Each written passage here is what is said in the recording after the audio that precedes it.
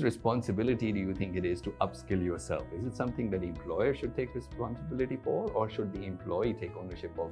It is, the whole ecosystem needs to be built around that. What's next, right? Where does the employee take the learning? How much learning? If you're setting up a factory, you're not going to ask for a 1-year ROI and say, does it return my money in a year? So a growth mindset is, I think, the narrative you is the narrative you tell yourself. J.K. Rowling didn't get her manuscript approved the first time she wrote it, right? Is to not give up. So to be persistent, to be consistent, and to keep trying. There's this beautiful saying which says, if you think you can or think you can't, you're right. Anybody who, maybe even if you look at the C-suite level, somebody who is really, really successful, if you were to go and talk to the person about coaching and they'd be like, why? I'm so successful, I'm perfect.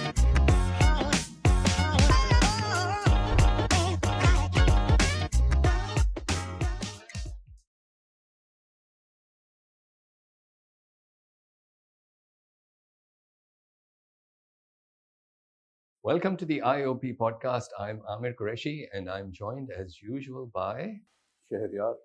And we have a special guest joining us today. Shahryar, would you like to introduce our special guest? Yes, we'd like to welcome Amna Dawoodi. Amna is an expert in the learning and development area, capacity building, trainings, and has been doing that for many years for multiple organizations. And we're very happy she agreed to come onto the podcast. And we're really looking forward to the topic today, which is, of course, around her area of expertise, which is the Pakistan ecosystem for training, capacity building, leadership development, and all the associated issues. So I think let's kick it off. If you want to give a little bit of an overview about yourself, and then we can start. Sure. Thank you. Very happy to be here. And so a little bit about myself. I have about over 25 years of experience, having worked both in Canada and in Pakistan. Lot of different spaces and roles that I have had. And last few years, of course, in Pakistan has been primarily with learning and development. Absolutely love it. Gives me a lot of impetus and, makes me think about what's next. So yeah, my last role was working for a major bank here in Pakistan under the leadership banner. And it was truly very exciting because of the kind of impact that was created and the change that happened as a result of it. So learning and development is a broad subject, and we'll, I suppose, drill down into the nitty-gritty during the course of the conversation. But whose responsibility do you think it is to upskill yourself? Is it something that the employer should take responsibility for, or should the employee take ownership of self-development, professional development, do you think? Great question. I think it goes hand in hand. So, there has to be an enabling environment from an organization perspective so that the employee can, at least if they want to upskill themselves, or there is a proper formal channel through which they can do it. Having said that, I think once that checkbox is filled, the onus and responsibility lies with the employees as to what you want to do with it and what's next, right? Because there is so much that the organization can do. And once that platform or that learning is provided, the buck doesn't stop there. It's what happens after that training that really is the real meaning of all the learning that is taking place.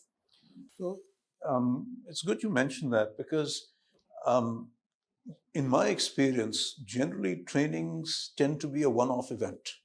You have a bunch of people, they sit in a room, they're there for 2 or 3 days, they have a few nice meals in the course of that, and then they go back and life returns to normal. Now, the organization has invested a significant amount of money in that.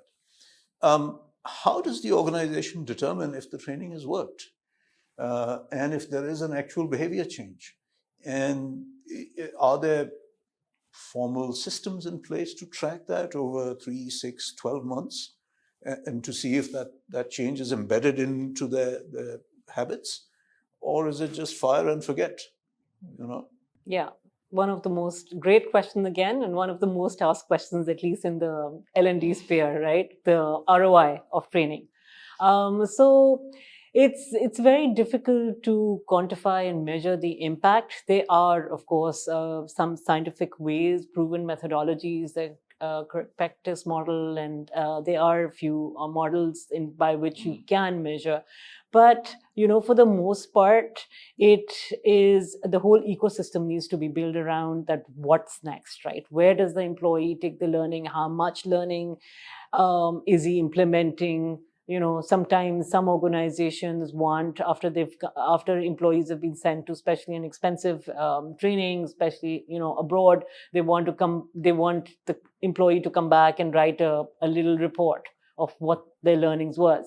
But I think from a perspective of that, whoever the person is reporting to, if the manager sort of just makes a few points. Okay, these were the learnings, and how do you think that you can implement these learning outcomes in your day-to-day life? And if that is sort of built into a checklist or some sort of an accountability, that person goes back and does it, and only when a person goes back and implement that, the training sticks. Otherwise 90% of the training, regardless of where you go, whether it's here, whether it's abroad, or whatever fantastic and the wow moment you've had after the training, it, with the passage of time, it all fades away. Yes, quite true, quite true. I think in Pakistan, the training, learning and development professionals, so-called, are generally part of the HR or extension of HR. And HR is one of those departments or functions which, except for very few companies, most do not take it seriously. It's lumped in with administration, and training is sort of added on as an afterthought. And every year, all of these companies go through a ritual, doing the TNAs. And it takes them months and months, and they fill in all these forms, and they come up with the same things every time. We need training in leadership, we need presentation skills, we need communication skills, and we need a team building retreat. And then they ask the finance department, who allocates a budget. If times are good, they get lots of budget, and they can have retreats in the mountains or in Dubai. If times are bad, then basically a very simple retreat will be offered. On the beach. On the beach in Karachi or Margala Hills in Islamabad, staying in a 2-star hotel. Yeah. But that's about as much thought that goes into it. And then you invite all these trainers, and since I'm part of the industry, to play some games with the participants. If the lunch is nice, you get rated very highly as a trainer. And the more fun and games, the more music, more dancing we do, the better we're considered as trainers. And I think a lot has to do with the HR departments themselves. They don't understand first the exact process that people should go through. Like you said, there has to be some accountability after the event. It's not just a one-off event. I also have this a complete disagreement with this straight line ROI that organizations demand in terms of the investment incurred on training. This is not something that they ask for on their other investments. For example, if you're setting up a factory, you're not going to ask for a 1-year ROI and say, does it return my money in a year? The factory is going to run for 10, 15, 20 years or whatever it is. So the same should be for any investment in learning and development. Say we'll see over 5 years or over 10 years. If you say, okay, you went for 3 days, so how have you changed? That's not possible. That's not how human beings work. And I think one of the things that has really taken off in the corporate sector is coaching and mentoring, for the reason that it is much more longer term. There is much more focused, and it's much more customized to the person. Because if you're in a classroom, much the same as when we were students, there was one curriculum, one teacher, and basically either you made it or you didn't. And if you were slightly different in the way you learned, you were left behind. And if you were run-of-the-mill, you got through. Do you think coaching and mentoring is more effective, perhaps, at least in bringing about long-term change in how people work and behave? So I think, as you rightly said, coaching and mentoring is more one-on-one. Right? People have different learning styles. Some people are, very auditory. Some people are very visual. Some people are, very tuned into kinesthetics. So it just depends on, like what's your learning style, how much are you absorbing. But I think where it comes to coaching and mentoring, it is the fact that it is more one-on-one, that you can really deep dive and understand what particular areas, and then those specific areas can be targeted, and the coach can sort of help you walk through if you are feeling stuck, to get unstuck.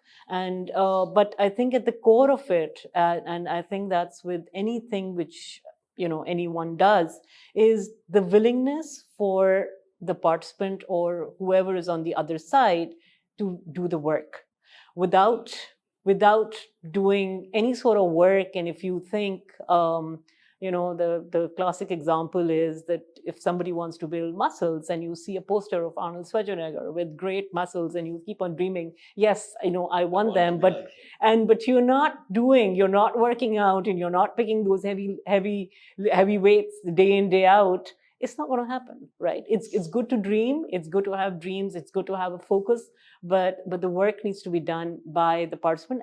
And having said that, there are no easy shortcuts, right? I was reading an article on JF Rowling, like the manuscripts, like 12 times it was rejected before it got accepted. And the same thing with when Edison was inventing the bulb, it was the 10,000 times which he knew of what not to do before the invention came about. So I think it's all, at the end of the day, it's grit, it's having a growth mindset, it's about not giving up, surrounding yourself with positive people, and a coach and mentor definitely helps. If you were to look at any sport, right, everybody has coaches. It's not that they've become world class, although they're coaching them, but all of them, I mean, they practice. Like if you were to look at anybody who's won an Olympic gold medal, the number of hours and the years they have spent to achieve that is maybe, like pretty much difficult to calculate. So that goes for anything, right? You need to have that growth mindset, be willing to put in the hard work, and the returns will come. And I think also is not giving up and be consistent, right? So that's also really key. It's not one day you do it and the next day, like, you leave it for 5 days and then you pick it up and you're like, okay. So the fact that you're consistent, you don't give up, you keep potting at it day in, day out, and then the results will come. Your example of building muscle is a very good one, because you can have a personal trainer who develops a program for you, including diet, exercise, but unless you follow that, nothing is going to change. And same thing with a coach. From a business perspective, unless you follow some of the directions and you invest your own time, it's not going to work. The other thing I find interesting in Pakistan is, we go through trends. And so the trend is, at the moment, coaching. So every Tom, Dick and Harry, what's the equivalent of Tom, Dick and Harry in Pakistan? We'll have to figure something out. Yes. So Tom, Dick and Harry, they've all become coaches. And everyone's a business coach. If they don't know anything about business, they call themselves mindset coaches. So if I was a person looking for a coach, where do I find the right type of coach? Someone who actually knows something. So it's like going to a doctor, right? When God forbid, if you have an ailment or a problem, and then you ask people, and people will give you recommendations. And I think with coaching is the same thing. Is a person A might have a brilliant experience with the coach, but there is there has to be some synergy. It has to be like a blend, right? For like a little chemistry that happens between the two people for it to actually work. You need to. I think that, as the example is that, if you have to look for God, eventually you do find him, if there is a willingness. So you do find, I think, the right people, by just finding out, like talking to people, and then it's experimentation. Then you come across people who might, you might click and it might work for you. Have you worked with a coach, Sharia, ever? No, I haven't. Unfortunately, maybe this is a chance to, at some point, once you're done with your mandatory coaching, we can, set something up. But I have a couple of points, regarding some of the things you mentioned. One of the things you talked about was a growth mindset. And I think that's a concept that's completely alien generally in Pakistan. We tend to be a very fatalistic society, in the sense that, whatever has been written, and therefore that's the way it's going to be. And that ties in very much with a fixed mindset, and I think it just gives me an idea that perhaps talking to organizations about what a growth mindset actually is and what it looks like on the ground, and how people sort of, who internalize that are able to do that. I think that would be an area where, significant contribution can be made to institutions.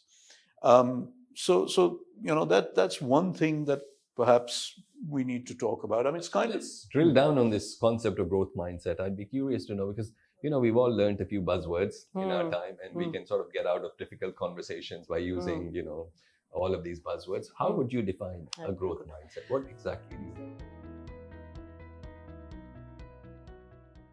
So a growth mindset is, I think, the narrative is the narrative you tell yourself. So, for example, if you can't do something, you say, I can't do something, right? Or you can just rephrase it and say, I can't do that yet, right? So that yet is, okay, that I am willing to explore further, and I am trying, rather than just, okay, it's not going to happen. Unfortunately, I find that, in Pakistan, we live in a society where we are surrounded by a lot of negativity, right? If you open the TV, the media, the news, the people around you, it's just really, really sad, but it's a lot of negative sentiment, right? Which I think maybe at a conscious or a subconscious level keeps on feeding into ourselves, right? So I think it's surrounding yourself, being positive, seeing that, surrounding yourself with positive people, telling yourself that, and then knowing what I just said earlier about that, J.K. Rowling didn't get her manuscript approved the first time she wrote it, right? Is to not give up. So to be persistent, to be consistent, and to keep trying, and just be positive. I mean, things come around, and so any successful people, I've yet to come across anybody who's really successful who made it through without having their own sets of failures or setbacks, right? So that's part of the learning. It's when you pick yourself up, the grit, right? And that you become stronger, and you shine, and you try harder. I have a little story to share. I'm no J.K. Rowling, but I have written a few books. And the first book I started to write, I was writing with a friend of mine who was a client of mine as well. And we got about halfway through the book, and he decided to take off with the book. And he said, I don't think we are agreeing on how we should write it. How about I just take my part and I finish it, and you can keep doing your bit. And anyway, he disappeared, and one day I walked into a bookstore in George Street in Sydney, one of the really famous bookstores, and there I saw what could have been my book, but it didn't have my name on it. It was this guy, he had published it, and I opened it up. He was nice enough I was the first person he acknowledged in the book, but that was it. And I was so upset, it took me about half an hour to get over this thing.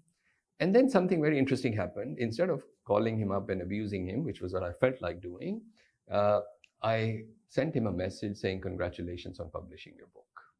And he was really taken aback. I said, I would like to meet you and have a coffee, and I want an autographed copy of the book. And so he came and we had a coffee and everything. And he was quite taken aback by why I was so calm and everything, because I'd spent almost 12 months on this project. And then he thought, okay, I'm being nice. He can also be nice. He said, the publisher we had lined up didn't publish the book. I found someone very good.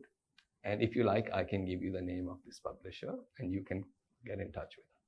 So he gave me the name of the publisher. I got in touch with her. Not only did she publish one of my books, but I published 3 books with that publisher. And that book then went international and everything, was published in India, Pakistan, Australia. And I wrote 2 other books because I got on very well with them. They thought my style of writing was good. So sometimes good things do come out of bad things. And I reflect on this quite a lot. Like, had I lost my cool and done the typical thing of, you stole my book, but I didn't do any of that. And maybe that was God's way of, opening another door. I wish I had sold a few more millions. Yeah, then, maybe we'd have to do this podcast in Sydney instead of, here. Exactly. But, to this mindset, there's this beautiful saying which says, if you think you can or think you can't, you're right. So, it just talks about how this is. Now, just back to the other thing, when we talked about the coaching and mentoring, the issue with taking that approach in large organizations is that there aren't enough coaches and mentors to, if there are like 5,000 people, they can't be given one-on-one mentoring or coaching by, a single person or even a team of people.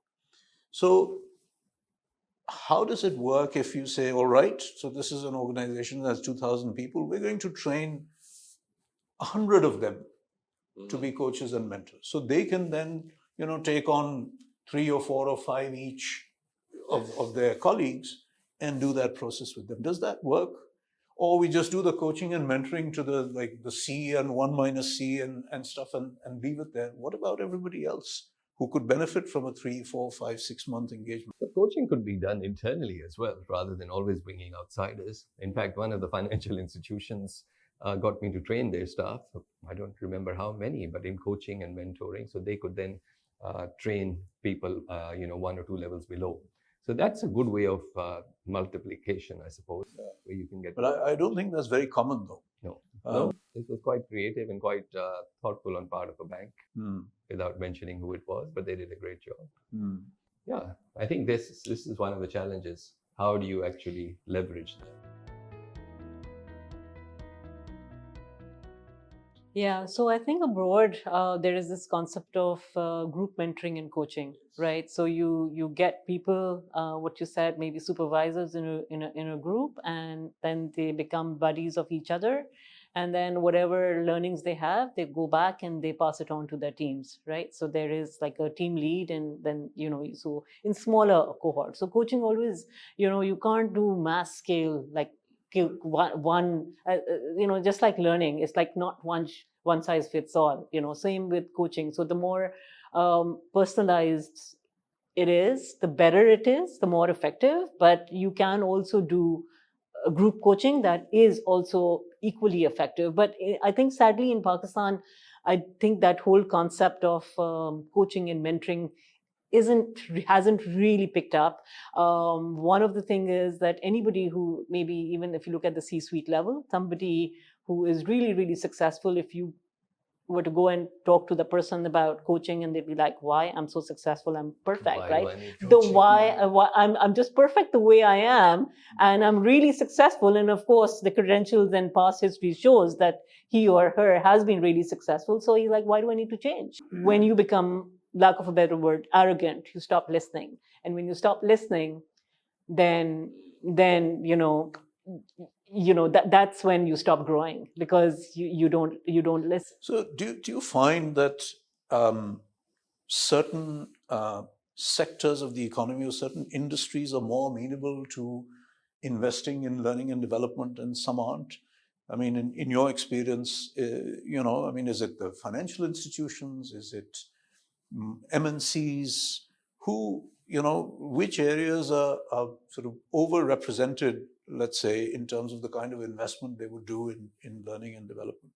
So yes, MNCs, of course, because I think it's also, some directives are given from the top that there is that, that this is the formula that they need to follow for, whether it's D&I or whether it's, the whole approach, learning and development, and where the funds and the budgets would be allocated.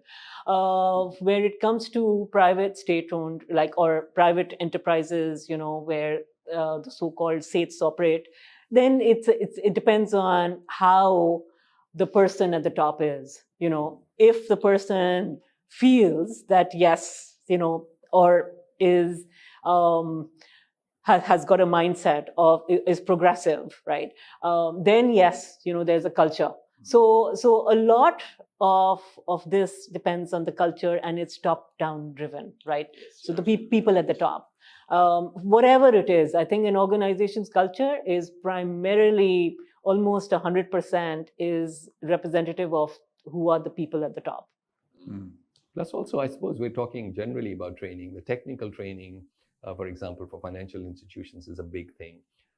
Or in the oil and gas sector, we know a lot of people need technical training. So that has to be done anyway, because without that, the whole machinery stops, or the banks do not meet the requirements of the central bank. So they're happy to invest in those kinds of training, but the softer side, as they call it, which we agree is not really soft, it's actually very hard, but they tend to not invest so much. And you're quite right, the state organizations, and Pakistan has a majority of organizations owned by the states, they do not see the real value in training and development to the degree. But you were giving a very good example of, someone who's reached a certain level feels I don't need it. When you look at, one of the most well-known coaches is Marshall Goldsmith. His client list includes CEOs of Fortune 500 companies, and he only works with a handful of them. But every top CEO, and these are companies which are bigger than Pakistan's entire economy, are getting coached by someone like Marshall Goldsmith. So why do you think people in Pakistan, the CEOs, with their $1 million salaries, why do they think they're beyond coaching? Do they have nothing left to learn? Great question. I think it's, again, depends on how progressive the mindset is, right? So it's a mindset issue. So people who are willing and open to change and embracing change and willing to learn, they are always open to learning, and they go at opportunities where they can get help. So there are CEOs, having said that, here, of course, in Pakistan, where, but it is, yes, far and in between, right? So hopefully, I think it's something which, with the passage of time, will get picked up. There is no real answer for that, and there's no right or wrong. It's just like with anything, with any mix, right? It's what works for them. So at the core of it is, what value do they see, right? So if people see value in what they are doing, so I'm in also the process of getting Marshall Goldsmith, being a certified stakeholder management coach. And one of the things which Marshall teaches is the cost benefit analysis. So anybody who is willing to change or wants to change, whether, again, at a conscious or an unconscious level, there's a cost and a benefit.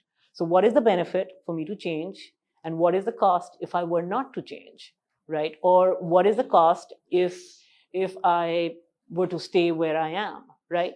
So people change when they see value and the benefit of working towards something. So in my coaching, when we set a goal, I ask the leader to actually write down what would be the benefits if you were to be successful in achieving that goal, and what would be the downside if you were not to achieve that goal. So when it is on black and white and on paper, and the goal is being picked by the leader, him or herself. So when they see value, that yes, this is something which I want to do. Nobody can force you to do something which you don't want to do, right? You can be the best coach, you can be anything. If a person does not want to do it, and that want needs to come from within, there is nothing the other person can do. I think there is also a cultural element to this. And the reason I say that is that generally in Pakistan, we tend to, the higher up we go in an organization, the more sycophants we have around us. And, everybody's praising you all the time, and they're saying, sir, you are fantastic, and, listening to you and not contradicting you in anything, because culturally we don't like, contradiction, upwards contradiction.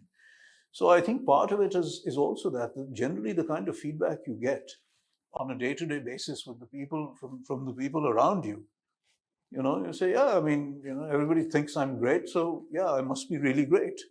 So I think there's a cultural element to this as well, because I'm sure Pakistan is not unique in this kind of resistance. No, but I think you're right about the culture. South Asia particularly seems to have this kind of a culture. Always be nice to the boss and things will fall into place for you. Right. And you do get an inflated opinion of yourself. I remember being part of a faculty at a well-known business school, better not mention the name. I used to have a queue outside my door, everyone saying how wonderful I was. Luckily, I only stayed there for 18 months, so I didn't believe them. But the rest of the people that I used to work with have been there for 20, 30, 40 years. And everyone says I'm Pakistan's leading expert on XYZ. Yet they may not have done much outside of the university or a PhD they did 30 years ago. And as far as I'm concerned, they're almost irrelevant and out of date. But the university system gets them to believe they are, like at the peak of their professions. And maybe some of them are, but not all of them.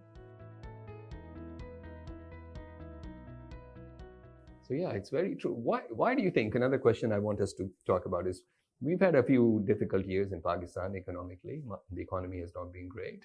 So whenever that happens, all companies, large and small, they stop spending money on training and development, as if it doesn't matter anymore. Why do you think that is? And what can we do to change that thinking? So yes, so unfortunately, very rightly said, training and development is viewed as a cost, right? A cost to an organization because they don't see a direct jump in revenue and sales numbers because they're sending someone for training, right? It depends again, what sort of training it is, right? If it's technical, and then yes, you can, but especially for where you're looking at soft skills, change in behavior, it might impact the team, but then how do you really quantify it to the bottom line, right? So it's difficult to really, like unpack that and to have it in tangible forms. But I think organizations need to look at, why the organizations, like the core element for any organizations are its people. And if they invest in people, that's where the organization will benefit. So the organizations that do see people as their brand, and as that those are the people who are actually creating the value for that organization, once they view it from that lens, then I think yes, it is something which will make a lot of sense and might change that thought process. I was criticizing the HR and the training people before. We might as well have no friends left. Let's talk about the finance people. I think they have a lot to answer for. But as you've just pointed out, treating training as a cost without focusing on the benefits it brings, and the sort of accounting that's done in Pakistan, it is very short term. So the finance and accounting profession needs to view training differently and actually promote it and support it within the organization. Otherwise, what happens in a budget meeting or budgetary crisis meeting is, let's slash all expenses, and training is one of the ones that goes. Sometimes marketing, Cheriar's favorite area, also goes. So I have a question for you as the chartered accountant in the room. Can the training be treated as CapEx under the IFRS reporting system? That's a tough one. I think not. It would not meet the requirements of CapEx. I think accounting standards would not allow it. But this is not my favorite area, but I don't think so. I think it has to be expensed. But that's fine. It may not provide benefits in that year, but it will provide benefits in subsequent years. And also part of what the accounting people can do, if they're slightly creative, which most of them are not, unfortunately, is convince the senior management that, for example, 10% improvement in employee retention, you can actually calculate the economic benefit to the organization on the basis of few assumptions. The benefit of 5% increase in productivity of your workforce if you teach them certain things. The value that you would gain from, if you're running a plant, of machinery not breaking down every 5 hours or whatever, 1 or 2% increase in efficiency. All of that can be quantified and they can present it. And instead of just putting it as a one lump sum figure in the P&L and showing it. So when the issue comes up, the finance department, instead of saying, let's cut all the training, would say, yes, if we cut the training, the impact is that the machinery, the plant and equipment is going to break down 2 times more often. The cost of that's going to be $1 million, We should not do that. But how many organizations, in your experience, have actually carried out that kind of an approach? Not many, and that's what I'm saying. This is where the finance and accounting profession, especially the bookkeepers in Pakistan, need to have a slightly broader mindset, and they need to think a little bit more broadly and look at the real benefit to the organization from training. Just look at simple example I was giving you of the machinery in the plant that breaks down. But if you don't train your staff regularly on how to maintain the machinery, how to do preventive maintenance, the plant is going to break down. And then for every hour that it's not functioning, it's costing you a lot of money. But, yes, we can save a few dollars by not having the training. So I think... and we continue to have this discussion, not just in Pakistan, but around the world as well, in terms of, hard skills versus soft skills. I don't like to use that term, by the way. I don't think these are soft skills. If you look at all of the latest research in terms of predicting what kind of skills are going to be useful 3, 4, 5, 10 years down the road, particularly in this time of AI, they are curiosity, critical thinking, the ability to work with teams, good communication. So all of these are much more critical than the so-called hard skills, whether it's coding or it's fixing a pipeline or whatever it is. Because at the end of the day, a lot of these things, a lot of the routine kind of things will, to some degree, be taken over by AI. And at that point, what do people do? I mean, say, all I know is how to, fix this machine. Now another machine is fixing that machine. What is my skill set? Why should I be retained in this organization then? By the way, also, it's kind of an interesting aside. I know somebody who works for one of the world's top technology companies. And I was asking her once, I said, what kind of training? She says, in the 8 years I've been here, I have never been on any training, nor do I know anybody in this organization who has ever been on any training at all. And this is one of the 3 or 4 most valuable companies in the world. Interesting. Yeah, never. Yeah. That's very interesting. But coming back to your AI, the point about AI and the need for these so-called, in inverted commas, soft skills. Eventually, your technical skill is obviously a skill. But if you want longevity in your career, you need to build all these other skills. Right. Because the nature of your work may change, but those skills like communication, presentation, critical thinking is what's going to save you at the end of the day. And if you don't have those, then when your technical part is gone, you're going to be totally lost. So I think people, and we were talking about this, whose responsibility is it?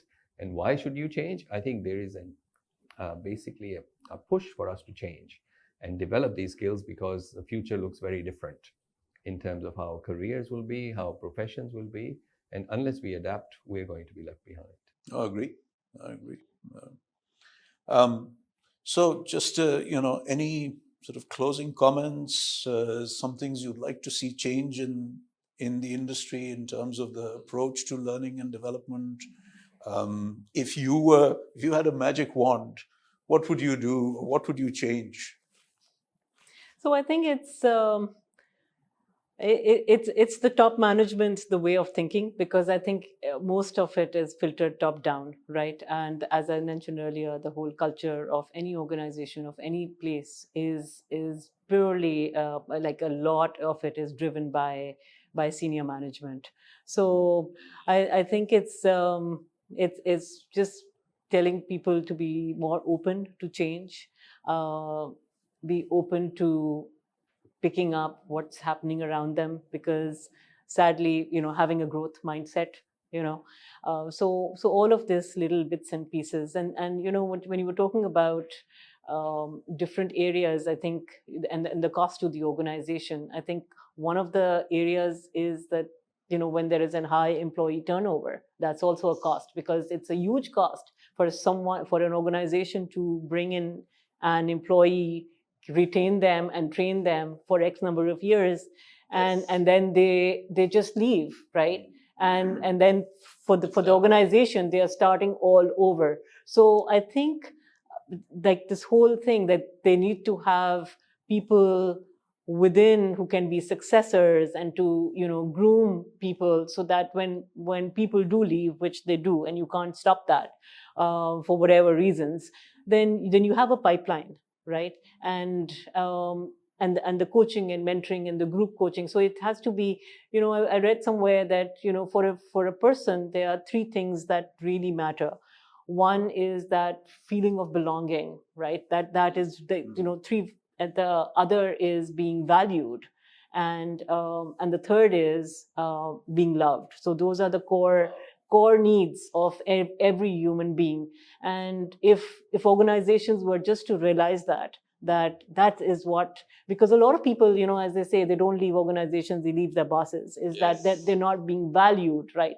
So I think it's that whole sense of pausing, rethinking how nobody was born with the crown on their head, which make them a leader, right? As Jack Welch once said, that initially you are investing in yourself, right? And once you do become a leader, that's when you start thinking about others, and it's so developing others around you so that together everyone is successful. That's a good use of the wand.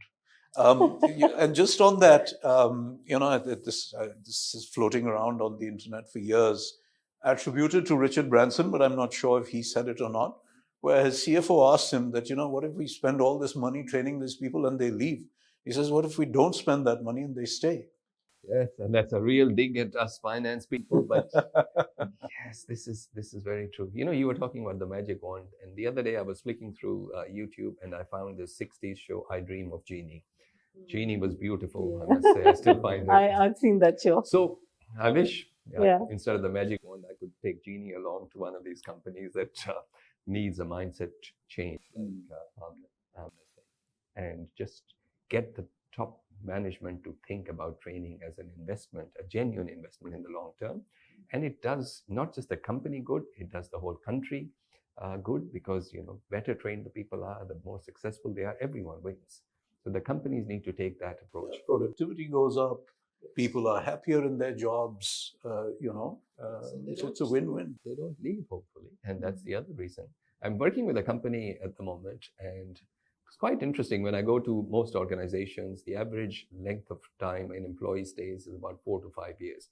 In this case, everyone has been there for 15 to 20 years. Wow. And the company is about 30 years old. Someone has actually been there from the start as well. So I was asking them, what's wrong with you people? Wouldn't anyone else employ you? But the company had done some amazing things, including inviting the employees to become shareholders. So they've all got, somebody's got 0.5%, somebody's got 1%. So almost 15-20% has been given to employees. So I asked them, are you going to stay or are you going to leave? They said, where would we go? This is our family, this is our home, this is our business. We are shareholders, we're not going anywhere, which is both good and bad, because if they're underachieving or underperforming, it becomes a problem. But so far it's worked really well. So it's nice to have creative people like that who come up with these kind of, innovative solutions. Yeah. But it's been a wonderful conversation, hasn't it? Yeah, excellent. And again, thank you so much for coming. Thank you for learned a lot It was a pleasure. in this session, and perhaps we can sort of continue to engage in future sessions as well at some point. Yes, I think we've covered a lot of things, but there's a lot more we could do when we get another chance to have you as our guest on the IOP podcast. Thank you. Thank you. Thank you for joining us. I hope you enjoyed the conversation. We look forward to seeing you next time. Until then, take care.